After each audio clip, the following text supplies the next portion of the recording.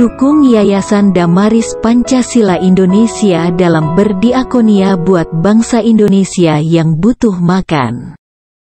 Kirim donasi Anda lewat rekening BCA 4506660088 atas nama Yayasan Damaris Pancasila Indonesia.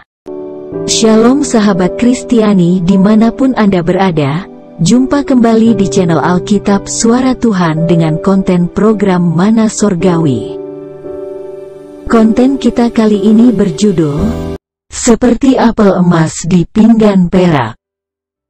Namun sebelumnya, kami memohon untuk Anda menekan tombol like, subscribe, dan menyalakan lonceng notifikasinya agar Anda tetap mendapatkan pemberitahuan jika ada konten terbaru dari channel Alkitab Suara Tuhan. Dan jangan lupa untuk memberikan komentar yang membangun dari konten yang kami sajikan ini. Terima kasih. Selamat mengikuti. Tokoh Ayub terkenal dengan penderitaan hidupnya yang bertubi-tubi. 10 anaknya, harta benda serta ternaknya lenyap seketika. Pada momen ini Ayub masih mampu berkata, Tuhan yang memberi, Tuhan yang mengambil. Situasi semakin memburuk ketika ia ditimpa sakit kulit yang menjijikan di sekujur tubuhnya. Celakanya sang istri justru melemahkan imannya agar ia mengutuki Tuhan.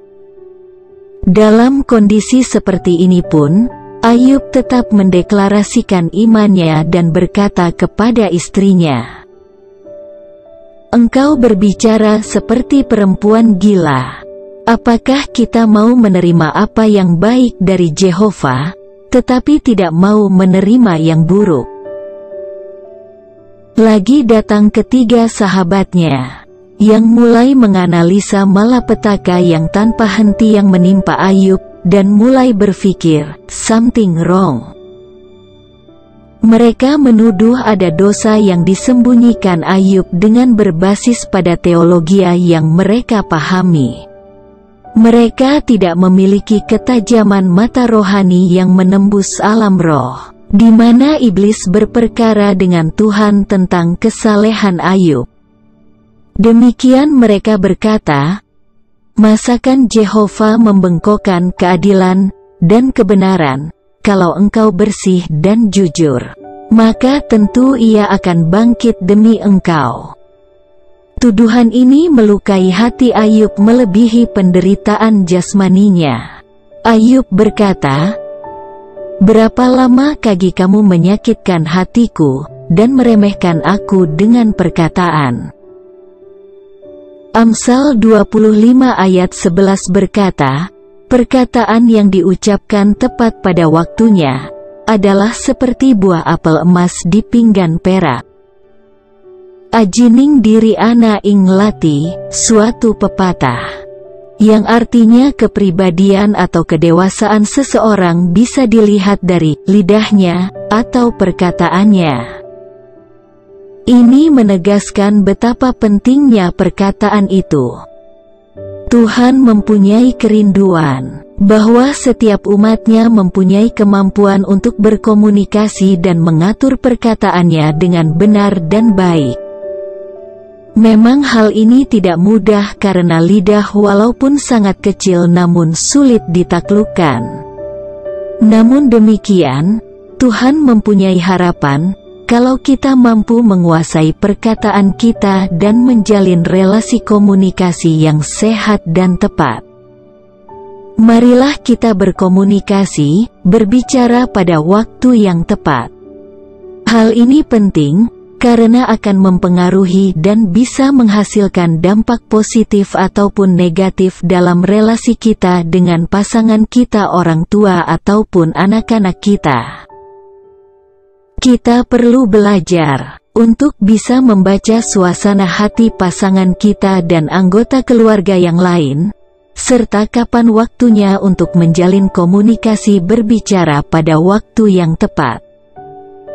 Seringkali yang menjadi persoalan, Bukan masalah perkataannya atau caranya menyampaikan yang ditafsirkan salah, tetapi persoalan waktunya yang tidak tepat dan tidak mendukung sehingga menjadi persoalan di antara suami dan istri, orang tua dan anak. Misalnya seorang istri berbicara dalam nada komplain pada suami yang baru pulang kerja dan dalam kondisi capek. Tentunya itu waktu yang tidak tepat sehingga akan tidak maksimal dan bisa menimbulkan masalah kalau sang suami emosinya sedang tidak stabil. Yesaya 50 ayat 4 berkata, Yehova telah memberikan kepadaku lidah seorang murid, supaya dengan perkataan aku dapat memberi semangat baru kepada orang yang letih lesu. Setiap pagi ia mempertajam pendengaranku untuk mendengar seperti seorang murid. Marilah kita berkomunikasi, berbicara dengan perkataan yang tepat, yaitu perkataan kita mengandung kebenaran dan isinya bermanfaat. Dalam menjalin komunikasi yang baik dengan pasangan kita, haruslah setiap perkataan yang keluar itu akan dapat membawa kebaikan dan manfaat bagi pasangan kita atau orang lain. Ketika kita mendengar firman, maka di sana telinga kita akan terlatih. Selain itu, kita harus memperhatikan perkataan kita sehingga mereka yang mengalami masalah akan dikuatkan oleh perkataan kita. Marilah kita berkomunikasi, berbicara dengan cara yang tepat. Demikian juga kita harus bisa menjaga sikap dan cara kita berkomunikasi, berbicara karena seringkali orang tidak dapat menerima perkataan kita, karena sikap dan cara kita berbicara kurang sopan dan tidak berkenan. Amsal 15 ayat 1 mengatakan, jawaban yang lemah lembut meredakan kegeraman, tetapi perkataan yang pedas membangkitkan marah. Amsal 15 ayat 1 ini mengajarkan tentang bagaimana cara kita berbicara dan menjawab orang lain. Kalau perkataan kita lemah lembut, orang tentu lebih gampang menerima. Tetapi kalau perkataan kita pedas, tentu lebih gampang menimbulkan penolakan dan kemarahan. Karena itu hendaknya kita bisa menjaga perkataan kita. Tidak hanya isinya yang bermanfaat, tetapi cara bicara kita bisa lemah lembut dan baik. Marilah kita berkomunikasi, berbicara dengan tepat dan dapat dipercaya. Yakobus 5 ayat 12 menegaskan bahwa jika kita berbicara harus mengatakan ya jika ya dan mengatakan tidak jika tidak, supaya kita jangan kena hukuman. Selain itu kita tidak boleh bersumpah. Hal itu mengajarkan kepada kita agar dalam berkomunikasi dan berbicara, di satu sisi diri kita bisa dipercayai dan di lain sisi perkataan kita juga bisa dipercayai. Kalau hal itu bisa kita jaga dan kembangkan dalam kehidupan keluarga, maka tidak akan terjadi orang sampai perlu bersumpah untuk meyakinkan lawan bicaranya. Karena itu perkataan kita harus dapat dipegang dan dipercaya oleh orang lain. Amin. Umat Tuhan sejati akan menggunakan mulutnya dengan perkataan dan waktu yang tepat. Sekian konten video dari channel Alkitab Suara Tuhan kali ini.